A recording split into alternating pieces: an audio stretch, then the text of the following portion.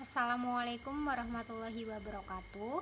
Perkenalkan, saya dari kelompok 2 yang beranggotakan Alfiana Yunita Laili, Nur Aini, dan juga Cynthia Dewi Kartikasari akan menjelaskan mengenai manajemen keuangan pada modul 3 dan 4. Yang pertama meliputi modal kerja. Modal kerja dibagi atas dua. Yang pertama adalah modal kerja bersih, adalah selisih antara aset lancar dan kewajiban jangka pendek. Yang kedua adalah modal kerja kotor, sama dengan total investasi dan aset lancar. Pengelolaan kedua jenis modal kerja ini berfungsi untuk stabilitas dan efisiensi. Selanjutnya adalah elemen modal kerja. 1. Aset lancar meliputi uang tunai, piutang, dan inventaris. Yang kedua adalah kewajiban jangka pendek, meliputi hutang yang harus diselesaikan dalam 1 tahun. Dengan adanya manajemen yang efektif, dapat meningkatkan likuiditas dan pertumbuhan bisnis. Ketiga, peran kunci manajemen modal kerja. Peran kunci dalam manajemen modal kerja yaitu dengan melakukan pengelolaan aset jangka pendek dan hutang jangka pendek. Pengelolaan ini akan berdampak pada risiko, profitabilitas, dan harga saham. Dampak operasional dari manajemen risiko. Yang pertama, manajemen modal kerja yang efisien dapat mengurangi biaya overhead. Yang kedua, pengelolaan piutang, hutang, dan inventaris yang tepat dapat mengurangi risiko keuangan dan meningkatkan stabilitas. Lalu selanjutnya, nilai dan strategi efektif. Yang pertama, optimalisasi modal kerja untuk mendukung pertumbuhan dan profitabilitas.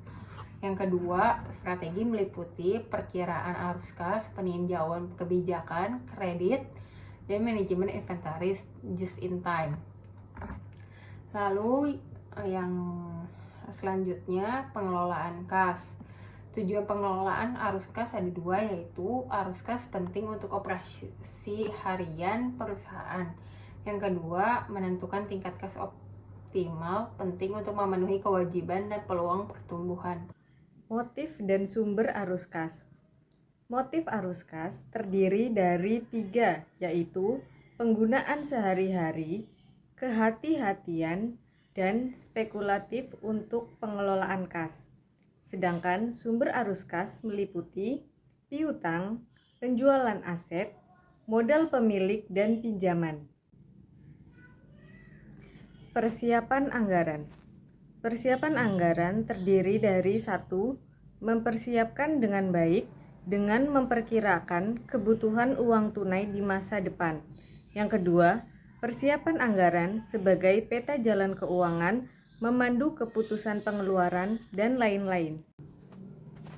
Kesimpulan.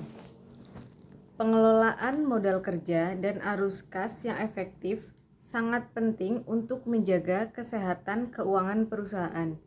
Modal kerja yang dikelola dengan baik meningkatkan likuiditas, mengurangi resiko keuangan, dan mendukung kelancaran operasional.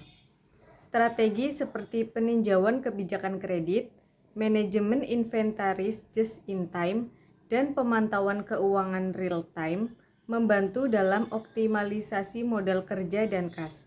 Dengan demikian, perusahaan dapat mencapai stabilitas jangka panjang, pertumbuhan berkelanjutan, dan meningkatkan profitabilitas.